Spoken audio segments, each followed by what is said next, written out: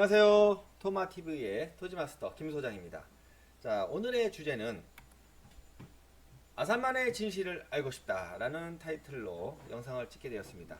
물론 이 영상을 찍게 된 이유는 많은 분들께서 이 아산만 주변에 토지 투자에 대해서 관심을 많이 가지시더라고요. 이렇게 아산만이 이렇게 형성이 되어 있습니다. 이렇게요. 위가 지금 서평택시의 서쪽에 있는 서평택 지역이고요. 이 아산만을 중심으로 이 아래쪽은 충청남도로 들어갑니다. 그래서 충남 아산시로 들어가고요. 서쪽에 위치한 이 지역은 충남 당진시라고 하는 지역입니다. 당진이라는 도시는 당나라 당자에 나루진자를 씁니다. 그래서 예전부터 당나라로 가는 나루가 있었던 곳이다 라고 해서 예전부터도요, 중국하고의 가장 근접거리에 있기도 하고요. 이 아산만 일대가 수심이 상당히 깊습니다. 이러한 부분 때문에 옛날 통일신라 시대에서도요, 대중국 해상교역의 거점이라고 했었고요. 그래서 많은 선진 문물들이 당진을 거쳐서 국내에 들어오기도 했었습니다. 자, 그리고 고려시대, 조선시대를 거쳐가면서 조선시대에서는 이 아산만 일대를 큰 대자를 써서 대진이라고 불렸습니다. 그래서 큰 항구가 있었다, 이런 뜻이죠. 여기가 해상교역의 중심지였다 라고 할 수 있겠습니다. 이러한 이유로 박정희 정권이 들어서게 되면서 경제개발 5개년 계획이 수립이 되죠. 자, 그러면서 제1종합제철소를 포항에다가 설치를 하게 됩니다.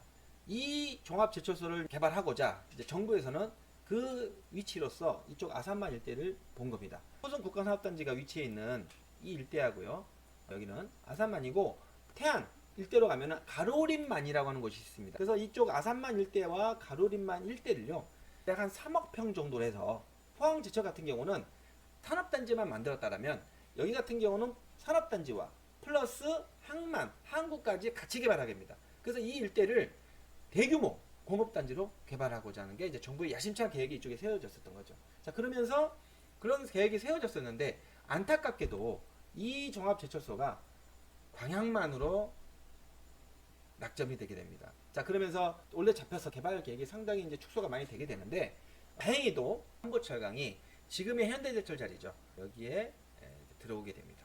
말씀드렸던 이 현대제철 자리, 이 자리가 예전에 한보철강 자리거든요. 그래서 여기로 들어오게 되면서 송산 일반산업단지라든지 고대 국가산업단지라든지 성문산업단지라든지 이 산업단지들이 대규모로 들어오게 되면서 정부에서는 부두, 항만을 개발하게 됩니다. 그래서 이거 송악부두, 고대부두, 이렇게 또 항만들을 개발하게 되는데, 그때까지만 하더라도 중앙정부에서 모든 걸 통제하던 시대였습니다. 당진에 소속이 되어 있었지만 송악부두라든지 고대부두, 이런 부두 항만에 대해서 어디서 관리했냐면 평택항에서 관리하게 됩니다. 그렇게 계속 관리해오다가 1995년 7월 1일부로 지방자치제가 이제 시작이 되는 거죠. 출범하게 되면서 문제는 이제 그때부터 시작이 되게 됩니다. 무슨 문제냐면 지방자치제지 않습니까? 지방자치제가 뭡니까? 도민들, 시민들의 세금을 걷어서 그 세금으로 그 지방의 재정을 운영하는 거잖아요. 그러다 보니까 당진 국민들이 생각해보니 이제는 자기들도 먹고 살아야 되는데, 자기네 도시는 자기네들이 알아서 먹고 살아야 되는데, 송악부두라든지 고대부두 이 일대의 모든 관리를 평택항에서 다 하면서 거기에 대한 세수입, 혜택, 재정적인 모든 부분들을 평택에서 다 가져가더라. 그 전에 중앙에서 관리할 때는 상관없었죠. 다 책임을 져주는 거니까. 하지만 지방자치제는 그게 아니지 않습니까? 지방자치제 시작이 되면서 이렇게 당진시와 평택시가 이제 분쟁이 일어나게 됩니다. 당진시와 평택시 매립적 갈등 일지인데요, 이거 설명을 좀 드리도록 하겠습니다. 15년 아까 말씀드렸던 7월 1일 네, 뭐가 있었다고요? 지방자치제가 출범했다고 그랬죠. 그리고 2년 뒤에 97년도에 평택 당진항 매립지 제방이 준공이 되게 됩니다. 평택 당진항 매립지 제방이 어디냐면 여기입니다. 여기가 지금 송악부두고요, 여기가 지금 고대부두입니다. 매립지가 이제 요겁니다. 요거. 네. 이게 해상수역인데 이렇게요. 네. 이게 해상수역입니다. 엄연히 이 세 부두 다 당진시 해상수역인데, 당진시에 있음에도 불구하고 이 평택에서 관리하더라 말이죠. 그래서 여기에 관계된 모든 부분들을 평택에서 다 가져가더라.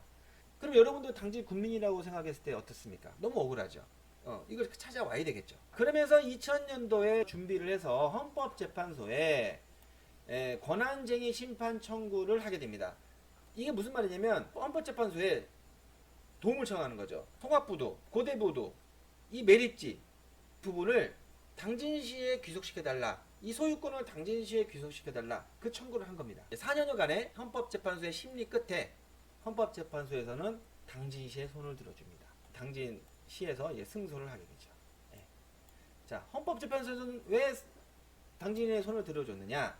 해상 경계선이 관할 구역이다 라고 하는 게 헌법재판소에서의 이유입니다. 2009년도에 지방자치법 개정이 됐고요. 행안부 장관이 이제 결정을 할 수 있게끔 이제 바뀌었습니다. 그러면 또 하나의 이제 또 문제가 또 발생하게 되는데 뭐냐면 기존의 헌법재판소에서 결정한 이 당진시로 귀속한 이 부분은 당진시 귀속이 된 겁니다. 근데 문제는 뭐냐면 이 부분은 어떻게 할 것이냐. 또 하나의 매립지가 있네요. 기존의 이 매립지의 거의 한 10배 정도 되는 이 큰 대규모 신항 이 부분의 귀속은 어느 지자체로 할 것이냐, 평택으로 갈 것이냐, 당진시로 갈 것이냐, 아니면 해상 경계선대로 평택, 당진 갈라질 것이냐. 이걸 행정안전부 장관이 결정할 수 있게 된 거예요. 자, 그래서 2010년도에 평택시에서는 중앙분쟁위원회에 매립지 귀속 결정 신청을 하게 됩니다. 2015년도에 평택시가 이제 이기게 됩니다. 자, 이유는 뭐냐면 중앙분쟁위원회에서는 해상 경계선은 토지의 효율성을 떨어뜨린다는 거예요. 자, 무슨 말이냐면 이 신항, 이 새로운 매립지 관리하는 부분에 있어서 이쪽 부분을 당진의 소유를 한다라면 어떻게 관리할 것이냐. 자, 지금 여기는 육로가 없습니다. 육로가. 지금 이 당진시에서 이쪽 그 새로운 신항으로 들어가는 매립지로 들어가는 육로가 없어요. 관리에 어려움이 있다. 하지만 이쪽 평택에서는 바로 붙어 있다 보니까 바로 맞닿아 있다 보니까 육로로 진입이 가능하다. 그래서 이 관리의 효율성상, 토지의 어떤 효율성상 평택시에 귀속시키는 것이 맞다. 라는 게 충분히 중앙분쟁위원회의 결정이죠. 이게 이제 4월달에 결정이 되게 됐는데 5월달에 바로 한 달 뒤에 충청남도와 당진시에서 가만히 있진 않죠. 그래서 대법원의 중분위 및 해안부 장관의 결정을 취소해달라는 취소 소송을 내게 됩니다. 아울러 그 다음 달에는 헌법재판소에까지 다시 한번 권한쟁의 심판 청구를 하게 됩니다. 헌재에서는요, 이 부분은 각하를 했습니다. 각하를. 반려했다는 얘기죠.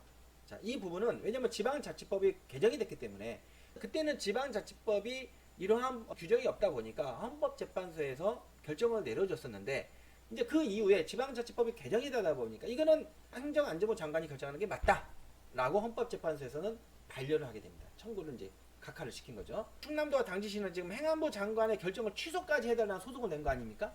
자, 그러면 이제 어디에 판단만 남았습니까? 대법원의 판단만 남은 거죠. 결정이 나게 됐는데요. 언제 났느냐면 2021년 올해입니다. 2월 4일 날 평택, 당진항, 매립지, 경계 분쟁, 경기도 승소로 마무리 이렇게 되어 있습니다. 귀속 결정이 어떻게 됐냐면 기존의 당진시로 귀속된 부분은 이제 당진시 거고 그 다음에 나머지 부분 전체가 평택시의 귀속으로 이제 결정이 된 겁니다. 자, 그래서 당진시의 면적은 30만 평이라 보고요. 평택시의 관할 총 면적은 619만 평. 20배 되는 면적이 평택시에 귀속이 됩니다. 이로써 최초 당진시에서 2000년도에 제기한 헌법재판소에 청구를 한 장장 21년여간의 긴 법정 공방 다툼이 이로써 끝나게 됩니다. 자, 여러분, 이 땅이 누구 건지, 평택 건지, 당진 건지, 수익은 누구 건지, 관리는 누가 하는 건지 이게 불분명했던 거죠. 법정 공방 때문에.